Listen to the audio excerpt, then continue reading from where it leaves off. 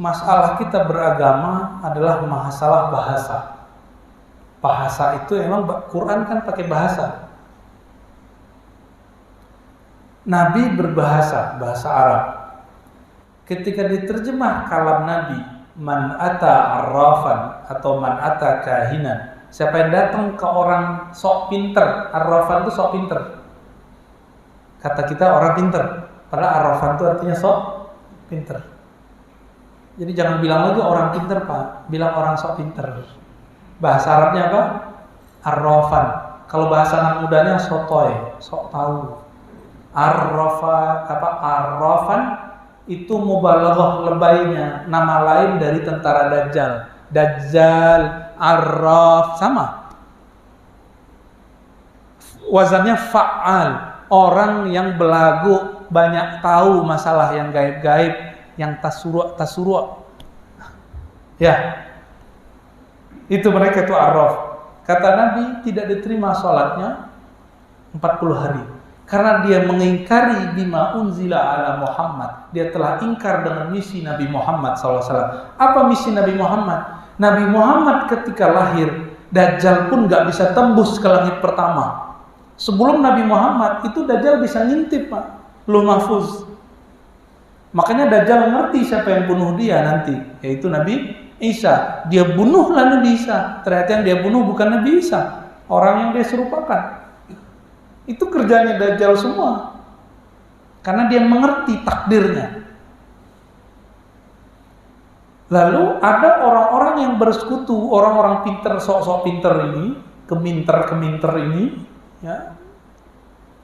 Dia membangun komunikasi batin. Ternyata karena tidak melewati jalur Nabi Muhammad, dia membangun komunikasi lewat siapa?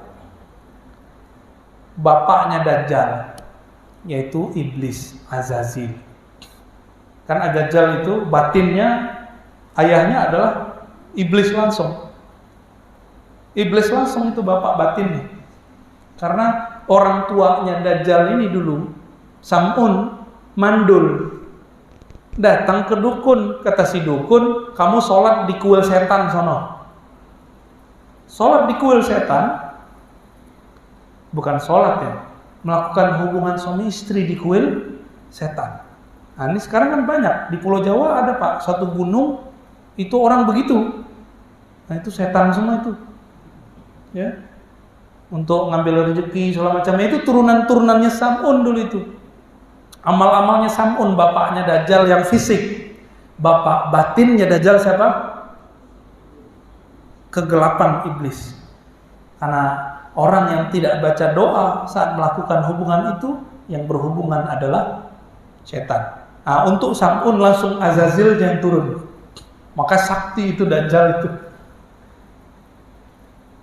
Dajjal ini dan para semua yang ada dari dukun-dukun itu aksesnya ke Azazil. Azazil membuat istana gaib antara langit dan bumi, mirip-mirip kayak aras, mirip-mirip kayak langit. Jadi kalau ada orang dukun-dukun cerita dia ketemu aras, ketemu langit, itu di sana Pak. Di bawah langit pertama, di atas langit, di atas bumi. Bahasa Arabnya di Quran bainas samawati wal ard. Ada di Quran surat Luqman. Bukan surat Luqman ya, surat Qaf. Walaqad khalaqnas samawati wal arda wama bainahuma wama massana min lughub. Kami ciptakan langit dan bumi dan antara kedua langit dan bumi. Itu di sana. Jadi si dukun-dukun ini kalau dia dapat ilham, bukan ilham, namanya was-was. Batinnya dukun itu pasti bingung sebenarnya. Ini benar nggak ya yang saya dapat nih? Tapi dia pakai aja, acting aja itu Pak. Nah, bagaimana statusnya nih yang di kampung-kampung? Tinggal dilihat Pak, apakah dia belajar akidah dulu dengan guru akidah kita, sholat sama guru kita, ya. Kalau dia masih menjaga begitu, berarti dia bukan dukun. Dia ahli ruqyah. Cuma dukun, ini rahasia bahasa Indonesia. Bahasa Indonesia ini kan nyebut dukun konotasinya sekarang negatif. Tapi saya yakin Pak Apriyadi dulu lahirnya sama dukun beranak ya. Ya. Sekarang aja yang disepron kan. Bapak juga sama kayaknya. Tuh wajah-wajah habis dipegang dukun beranak begini. Itu dukun beranak artinya apa? Dokter tradisional. Dokter ahli kandungan karena dulu belum ada Pak sekolah kedokteran di kampung kita. Baru Belanda kan yang bawa. Maka orang yang terlalu percaya sama dokter-dokter itu hasil jajahan Londo. Ya. Kata orang kampung, uang bangsa. Tapi nggak boleh ngomong begitu Pak ya. Dulu saking bencinya itu orang-orang nyebut Belanda itu. Ya salah kita mau dijajah ya. Nah, kita dulu itu orang-orang belajar kedokteran di kampus-kampus yang dulu dibuat oleh Belanda di Pulau Jawa. Baru ada namanya dokter. Nah, mereka ini mencoba untuk menyerang nih dukun-dukun tradisional yang sebenarnya kalau boleh disebut itu tabib. Jadi dukun ini muhtamal dalam bahasa Arab, ambigu. Kita cek dulu ini afiliasinya sama setan atau dia ahli herbal atau ahli kandungan atau ahli doa. 3. Kalau yang 3 ini sebenarnya bukan dukun yang syirik. Ahli herbal, dukun beranak. Terus jangan-jangan ibunya dukun beranak lagi kan? Terus yang ketiga ahli doa. Mungkin yang Bapak maksud ini yang ketiga ini ya. Itu bukan musyrik Pak.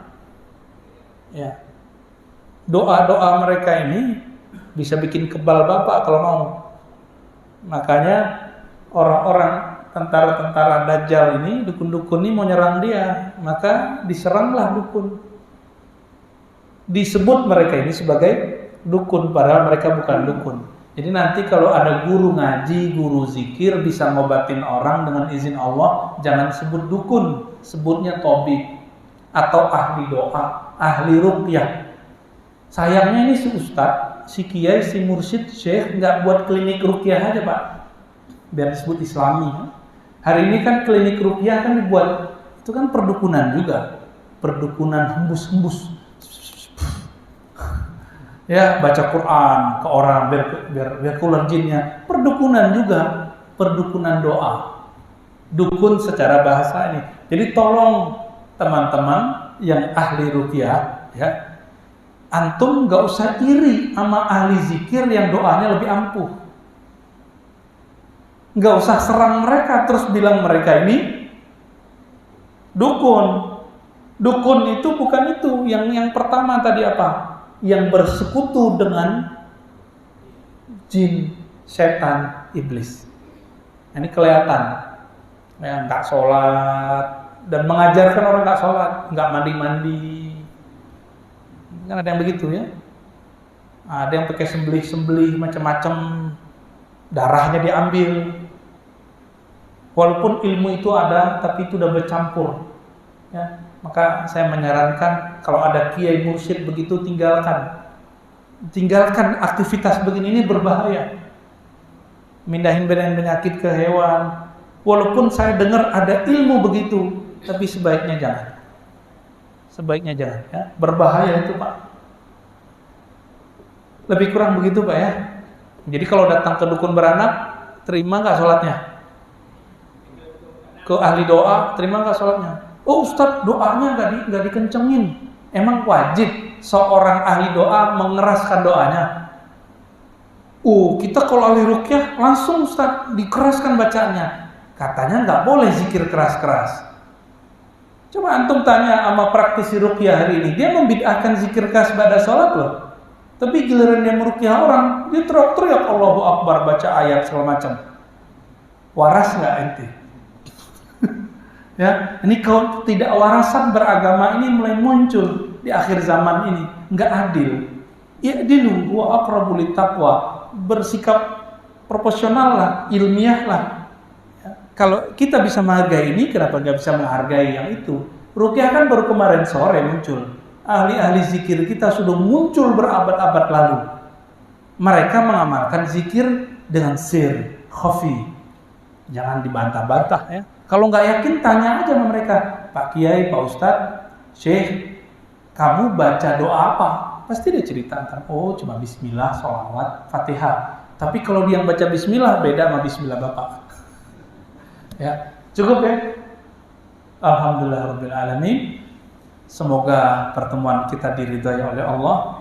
Jika ada kesalahan kalam dari saya, semoga Allah menutupi. Jika ada salah faham, semoga Allah meluruskan. Wassallallahu ala nabi Muhammad. Rabbana atina fid dunya hasanah wa fil akhirati hasanah wa qina adzabannar. Rabbana rzuqna ru'yatak. Ya Allah, berikan kami anugerah kemuliaan memandangmu, memandang keindahanmu, memandang kehebatanmu, memandang wajah nabimu sallallahu alaihi wasallam. Walhamdulillahi rabbil alamin. Subhanakallahumma wa bihamdika asyhadu an la ilaha illa anta astaghfiruka wa atubu ilaik. Assalamualaikum warahmatullahi wabarakatuh.